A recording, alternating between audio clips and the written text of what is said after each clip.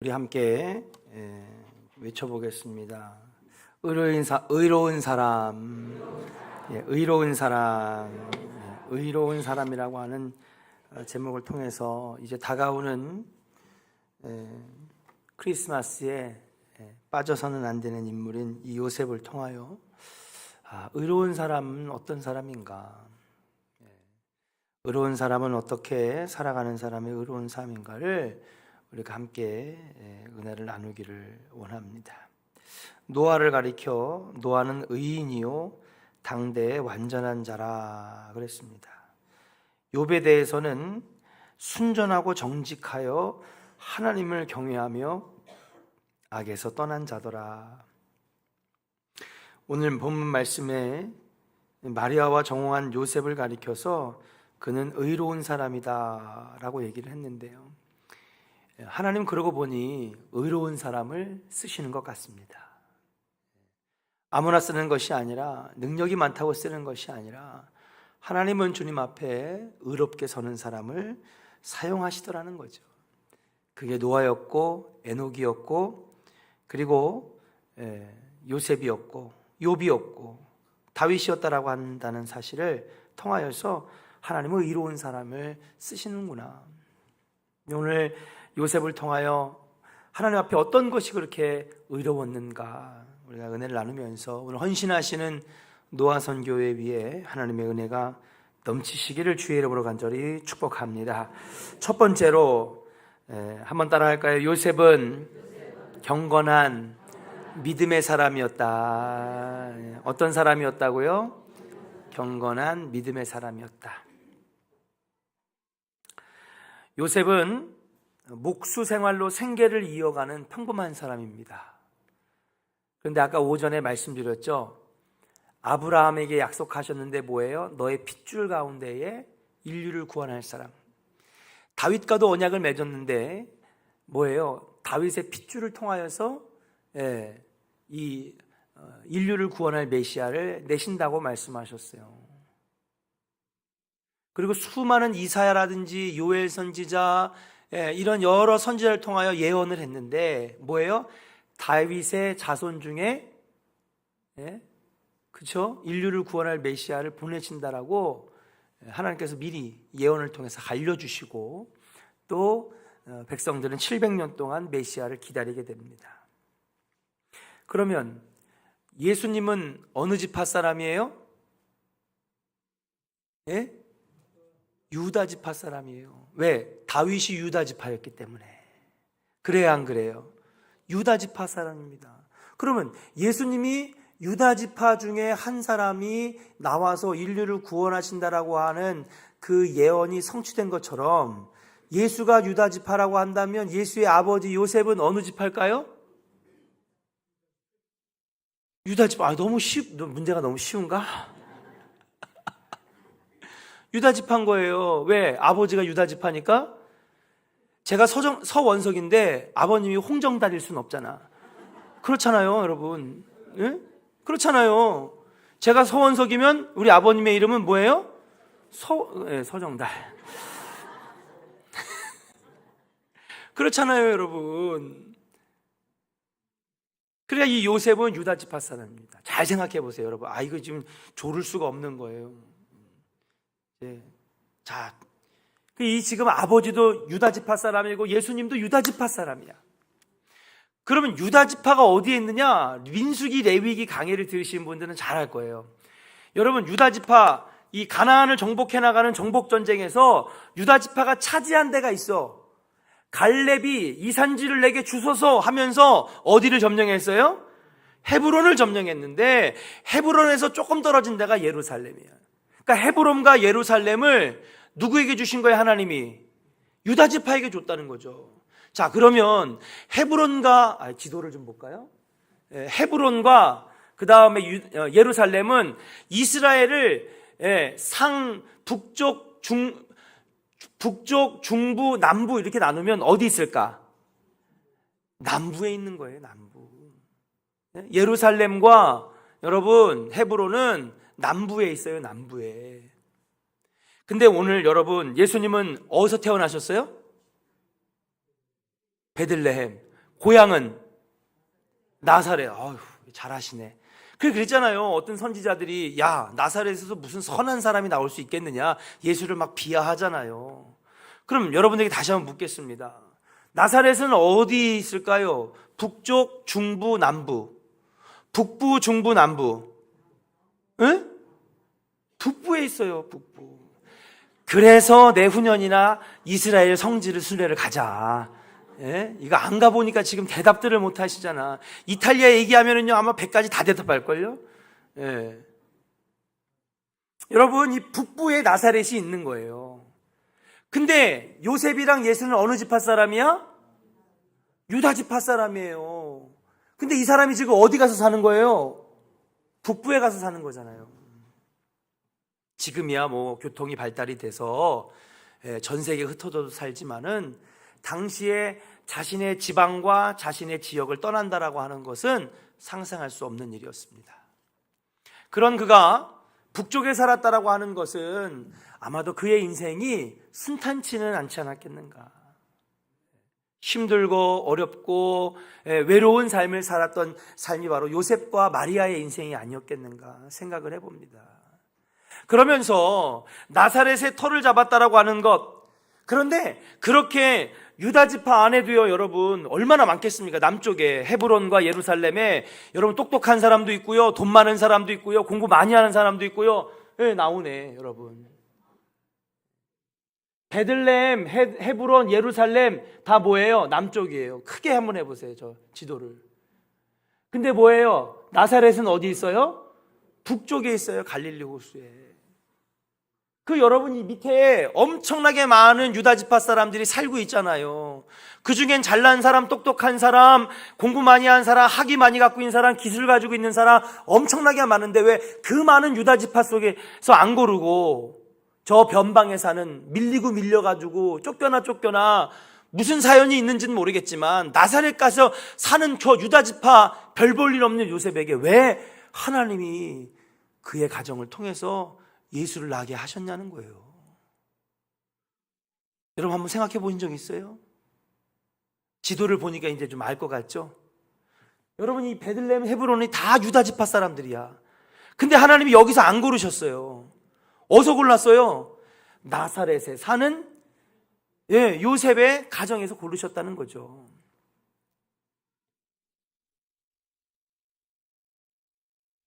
하나님은요 특출난 사람을 쓰시지는 않습니다. 요셉은 지극히 평범한 사람, 그 중에서도 목수의 일을 감당했지만은 그는 바로 경건한 사람이었기 때문에, 하나님 마음에 합당한 사람이었기 때문에, 믿음의 사람이었기 때문에. 여러분 보통 우리가요 교회를 옮기거나 아니면 지역을 옮기거나 아니면 상황이 바뀌게 되면 우리 믿음이 크게 흔들립니다. 그런데 나사렛으로 옮긴 이 요셉은 애초부터 늘 한결같이 믿음으로 살고 경건하게 살고 의롭게 살았다라고 하는 거예요. 하나님이 그 중심을 보시고 마치 다윗을 고르셨듯이, 모세를 고르셨듯이, 바울을 고르셨듯이 하나님은 중심을 보신 하나님께서 요셉의 중심을 보시고 경건한 믿음 생활을 보시고 그를 인류를 구원한 메시아의 아버지로 선택했다라고 하는 사실인 줄로 믿습니다. 사랑하는 여러분, 요셉처럼 우리는 다 평범합니다. 크게 내세울 것도 없고 평범합니다. 삼손같이 힘이 센 사람도 아닙니다. 솔로몬같이 지혜가 특출한 사람도 아닙니다. 그냥 우리들은 다 요셉같이 평범한 사람입니다. 그러나 우리 같은 평범한 사람들도 하나님 손에 붙잡히기만 하면, 주님이 택하여 주시기만 하면은 우리도 위대한 일에 사용되어 수 있는 하나님의 귀한 백성이 될 줄로 믿습니다. 노아 선교회 여러분, 기력이 없고 나이를 먹고 경제력도 없다고 해서 우리는 이제 아무것도 할 수 없습니다. 아닙니다. 나이는 숫자에 불과합니다. 지금도 하나님은 중심에 예수의 심장을 가지고 있는 사람들을 쓰시고, 비록 노아 선교회라고 할지라도 하나님 이 선교회가 하나님 마음에 합당한 선교회라면은 여러분 세계를 뒤집을 수 있는 놀라운 일들을 감당하는 선교회가 될 줄로 믿습니다. 네팔 선교를 감당하십니다. 어떤 분들은 그럴 거예요. 그 선교 뭐하러 해냐고 말이야. 모아가지고 우리 회나 먹으러 가지. 나이 먹은 사람들이 꼭 그거 선교해야 되냐고 말이야. 아닙니다, 여러분. 그 어떤 선교회도 단독으로 한 선교사와 나라를 돕지 못하는데 노아 선교회는 하고 있다는 거예요. 이거보다 더 위대한 일이 어디 있습니까? 사랑하는 여러분, 노아 선교에 힘을 내세요. 분명한 뜻이 있는 곳에 길이 있는 것인 줄로 믿습니다. 예. 이분들이 직장을 다닙니까? 경제력이 있습니까? 이분들이 기력이 다합니까? 그러나 다른 선교회가 하지 못하는 단독으로 한 나라를 선교하고 선교사를 돕는 사명을 감당하고 있다라고 하는 사실이에요. 이 얼마나 위대합니까? 회는 세상 사람들하고 먹을 수 있고요. 예, 커피는 세상 사람들하고 마실 수 있지만 세상 사람들하고는 선교는 못하는 거예요. 오직 노아 선교회가 할 수 있는 사명인 줄로 믿습니다.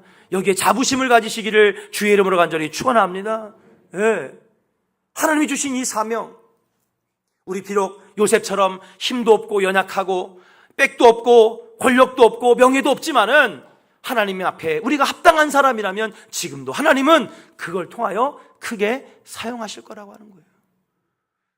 우리 모두 평범하지만 요셉처럼 하나님 마음에 쏙 들어서 중심이 하나님 앞에 합당하여서 쓰임받는 여러분들 되시기를 주의 이름으로 간절히 축원합니다. 우리 옆 사람에게 축복합시다. 하나님 앞에 쓰임받는 사람 됩시다. 할렐루야. 그래요.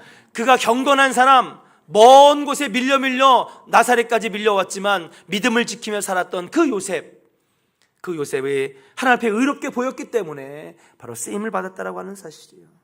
경건하여 믿음의 사람 되어 쓰임 받으시기를 주의 이름으로 간절히 축원합니다. 두 번째로 요셉이 왜 의롭다라고 칭함을 받았느냐. 두 번째 한번 따라합시다. 요셉은 심사숙고하는 사람이었습니다.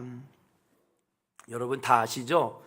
이제 그래가지고 약혼한 여인이 있었습니다. 누구예요? 마리아입니다. 마리아.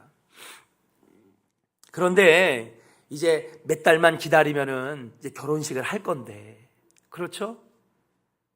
그런데 이 마리아의 몸에서 이상한 징조가 보이기 시작합니다. 뭐예요? 배가 불러오기 시작하는 거예요. 뭐 했다는 거죠? 임신했다는 거예요. 여러분 지금 결혼할 날만 손꼽아 기다리는 이 요셉에게는 얼마나 말할 수 없는 고통이 있었을 거예요. 마음도 아프고 자존심도 상하고, 도대체 어떤 놈이랑 놀아놨길래 배가 불러오느냐고 막 속에서 화가 치밀어 오르기도 했을 것입니다. 그런데 요셉은 이때 어떻게 하느냐? 19절을 한번 읽어볼게요. 19절 같이 한번 읽어보겠습니다. 시작. 그의 남편 요셉은 의로운 사람이라.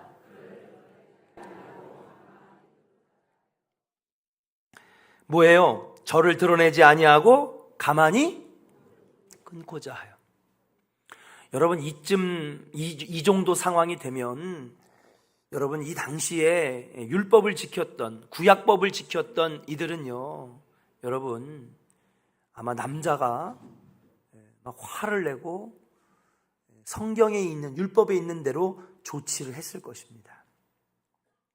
신명기 22장 20절에서 21절에 보면 그 율법을 비춰보면은, 신명기 말씀을 비춰보면 마리아는 뭐에 맞아 죽어야 되는 거예요? 돌에 맞아 죽어야 되는 거예요. 그렇죠? 지금 결혼할 사람이 있는데, 몇 달 뒤에 결혼식을 올려서 남편 될 사람이 있는데 지금 뭐예요? 자기 배가 불러오잖아요. 그 얘기는 뭐냐? 다른 남자와 잤다는 겁니다. 부정을 저질렀다고 하는 것이에요. 그래서 신명기 22장의 말씀대로 이 여인은 마을 광장에서 끌어당긴 다음에 뭐예요? 돌로 던져서 아골골짝 이같이 돌무덤이 되도록 돌로 쳐 죽이고 돌이 쌓도록 만들어서 여러분 시체도 꺼내지 못하게 해가지고 사람들의 경각심을 주는 것이 바로 간음한 여인의 심판인 것이라고 볼 수가 있는 거예요. 근데 요셉은 그러지 않았어요.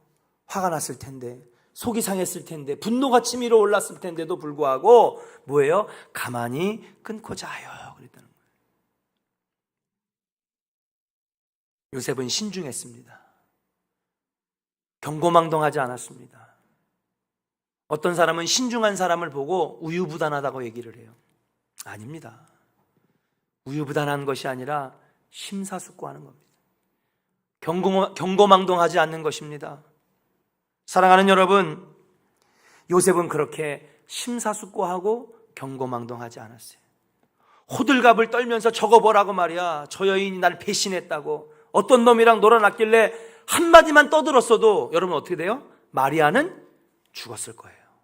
그리고 마리아의 뱃속에 있는 하나님의 아들 예수 그리스도는 이 땅에 나오시지 못했을 거라고 하는 사실이에요. 그러나 요셉의 심사숙고와 경고망동하지 않는 것에 의하여 사랑하는 여러분, 바로 요셉의 마리아의 잉태, 예수의 잉태가 이루어지게 되었다라고 하는 사실이에요. 우리가 그리스도의 탄생의 경위를 살펴보면 첫 번째는 하나님이 인류를 구원하시기 위한 하나님의 사랑이 있고요. 두 번째는 무엇입니까? 은혜를 힘입어 처녀였던 마리아가 제가 몸을 빌려드리겠습니다. 하나님의 뜻, 구원의 계획이 여기 담겨 있다면 내 한 몸을 들여서라도, 내가 혹시 돌에 맞아 죽을지도 모르고 손가락질 당할지도 모르고 비난받을지는 모르겠지만은 내가 내 몸 하나 내어드림으로, 희생함으로 메시아를 내가 내 몸에서 품어 잉태하겠습니다. 마리아의 희생이 있었어요. 한번 따라 합시다. 하나님의 사랑, 마리아의 헌신과 희생. 세 번째는 뭐냐? 예수님이 이 땅에 나오시게 된 경위는 뭐냐? 세 번째는 뭐예요? 그래요, 심사숙고하고 섭리에 순응할 줄 아는, 경고망동하지 않은 요셉의 의로움이 있었다라고 하는 사실이에요. 의로운 사람은 경고망동하지 않습니다. 하나님의 뜻이 어디에 있는지를 찾는 사람이 바로 경고망동하지 않는, 심사숙고하는 믿음의 사람이라고 한다라고 하는 사실이에요. 2017년에도 인간적으로 감당하기 어려웠던 일들이 많이 있었습니다. 여기저기에서 어려웠던 일들도 분명히 있었습니다. 그러나 사랑하는 여러분, 우리가 그럴 때마다 항상 가져야 될 자세가 뭐냐? 결코 경고망동하지 말고 심사숙고하여서 하나님의 뜻이 어디에 있는지를 구하는 그 자세만 있다면 우리는 실패하지 않는 믿음의 인생을 살게 되는 줄로 믿습니다. 하나님의 뜻에는 절대 실패가 없기 때문에 그렇다라고 하는 사실이에요. 우리 오늘 헌신하시는 노아 선교회 여러분, 어떻게 보면은 가장 심사숙고하시고 가장 경고망동하지 않으시는 인생의 완숙한 단계에 들어선 어르신들이라고 말씀드릴 수 있습니다. 그러한 모습들을 후배들에게 알려주시고, 그리고 그러한 모습들을 먼저 앞서 보여주셔서 우리 노아 선교회를 통하여서 믿음의 본을 배우고 그리고 받을 수 있는 우리 조언의 성도들 다 되시기를 주의 이름으로 간절히 축원합니다. 마지막 말씀입니다. 한번 따라할까요? 요셉은 의로운 인내의 사람이었다. 할렐루야. 요셉은 의로운 인내의 사람이었다. 21절에 조용히 경고망동하지 아니하고 가만히 관계를 끊고자 할 때에 뭐예요? 그날 밤에 주의 사자가 현몽하여 요셉에게 나타난 겁니다. 그러면서 마리아 데려오기를 무서워하지 말아라. 그에게 잉태된 자는 성령으로 된 것이니 아들을 낳으리니 그 이름을 뭐라고요? 예수라 하라. 그렇게 말씀하셨어요. 이는 자기 백성을 저희 죄에서 구원할 자의 시민이라. 자기의 죄를, 저희의 죄를 구원하시기 위하여 나오신 분이라고 하는 뜻은 무엇입니까? 이분이 임마누엘이시고 이분이 예수 그리스도시고 이분이 메시아라고 하는 사실이에요.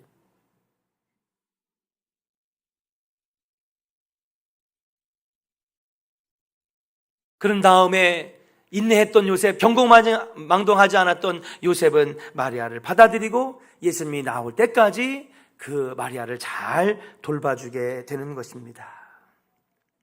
자, 그러면서 여러분, 요셉이 경건하게 인내의 삶을 살았던 모습들이 마지막 말씀에 나오는데 우리 24절, 25절을 읽고 마치도록 하겠습니다.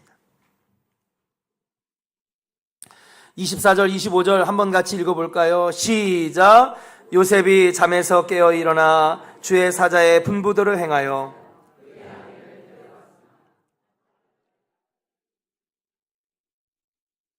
이름을 예수라 하니라. 아멘. 아들을 낳기까지 뭐 하지 않았다는 거예요? 동침하지 않았다는 거예요. 여러분 결혼이 약속이 되고 확실하게 내 여자가 되었다라고 한다면 대부분 아마 결혼을 앞둔 남자들은 아마 그 여인에게 성적으로 접근했을 것입니다. 그렇지 않은 분들도 많이 있겠지만은, 근데 요셉은 그럼에도 불구하고 천사가 말씀하셨어요. 이 안에 있는 자는 성령으로 잉태된 거룩한 하나님의 아들임을 알려주셨을 때에 그는 뭐예요? 아들을 낳기까지 마리아를 귀하게 여기고 마리아의 털끝 하나 손대지 않은, 동침하지 아니하였다는 한 것은 무엇입니까? 그렇죠. 성적인 절대 관계를 맺지 않았다라고 하는 거예요. 그는 인내의 사람입니다. 그 당시에 여자를 아주 낮은 지위로 여겼던 그 당시에는요, 여러분, 이 남자가 결혼까지 약속했는데 뭐 어때? 그러면서 이 마리아의 손을 댈 수도 있었다라고 하는 사실이에요. 그런데 요셉은 절대 그러지 않았습니다. 잉태하고 있는 존재가 귀하고 존귀한 분이라고 안 다음에는 그는 인내하고 또 인내하면서 예수 그리스도 메시아가 태어날 때까지 그는 오히려 마리아를 아끼고 보호하고 사랑해줬다라고 하는 사실이에요. 이렇게 하나님의 깊은 뜻을 깨닫고 순종한 경건의 사람 요셉은 그의 아내 마리아를 데려왔지만은 거룩한 믿음과 절제와 인내로 마리아가 메시아를 낳을 때까지 여러분 잘 보살펴 주었고 동침하지 않았다라고 하는 사실이에요. 그러니까 마리아를 데려왔습니다. 보통 여러분 결혼할 때는요, 결혼하기 전까지는 같이 살아요, 안 살아요? 안 살아요. 그리고 유대인들의 결혼식은 몇 시에 합니까? 해질녘쯤에 하는 거예요. 그러면 여러분 유대인의 결혼식은 신부들이 자기네 마을 성 앞이나 아니면 마을 어귀에 나가서 뭐를 들고 있어요? 그렇죠. 등불을 들고 있는 겁니다. 그러면 저녁 어둑어둑해질 때면 신랑이 자기네 마을에서 이 부인을 데려가기 위해서 부인의 마을, 아내가 사는 마을로 와가지고 거기서 결혼식을 치른 다음에 그 아내를 데려가는 거예요. 이게 바로 유대인들의 결혼 방식입니다. 그 여자를 가서 여자 동네에서 데려오는 거죠. 그런데 그때 뭐예요? 등불을 들고 기다립니다. 그래서 우리가 열처녀 비유, 등불의 비유 여러분 아시죠? 그게 바로 유대인의 결혼식을 이야기하는 겁니다. 근데 뭐예요? 마리아가 배가 불러오면 동네에서 돌 맞아 죽을 게 뻔하니까 뭐예요? 요셉이 얼른 먼저 가서 배가 더 불러오기 전에 데려왔다는 거예요. 여자를 데려와서 내 집에 살게 했으니까 여러분 얼마나 참을 수 없었겠습니까? 그러나 그는 인내하고 또 인내하고 경건하고 거룩한 마음을 가지고 아기 예수님이 태어나실 때까지 동침하지 않은 절제와 인내의 삶을 살았다라고 하는 사실이에요. 그렇습니다. 사랑하는 여러분, 의로운 사람은, 믿음의 사람은 기다리는 사람이고 인내의 사람이고 절제의 사람인 줄로 믿습니다. 우리 노아 선교회를 비롯하여 온 교우들이 절제하고 인내하여서 하나님 나라 오실 때까지 참고 기다리고 인내하여 주님의 구원의 약속의 날에 다 구원받을 수 있는 은혜의 백성들 다 되시기를 주의 이름으로 간절히 축원합니다. 그렇습니다. 요셉에게 이런 면이 있었기 때문에 여러분 남쪽 지역에 예루살렘에도 헤브론에도 여러분 엄청나게 많은 유다 지파 사람들이 살았지만 거기서 고르지 아니하시고 평범한 목수 그리고 나사렛에 사는 변방에 사는 요셉을 하나님이 선택하셨다라고 하는 사실이에요. 오늘 헌신하시는 노아 선교회 그리고 우리 조원교회 성도 여러분, 경건한 믿음의 사람이 되시기를 주의 이름으로 간절히 축원합니다. 심사숙고하시는 사람이 되시기를 주의 이름으로 간절히 축원합니다. 마지막으로 인내와 절제의 사람이 되어서 하나님 기뻐하시는 중심으로 합당한 자라고 칭함을 받을 수 있는 하나님 백성들 다 되시기를 주님의 이름으로 간절히 축원합니다. 우리 이 시간에 함께 찬양하고 우리 오늘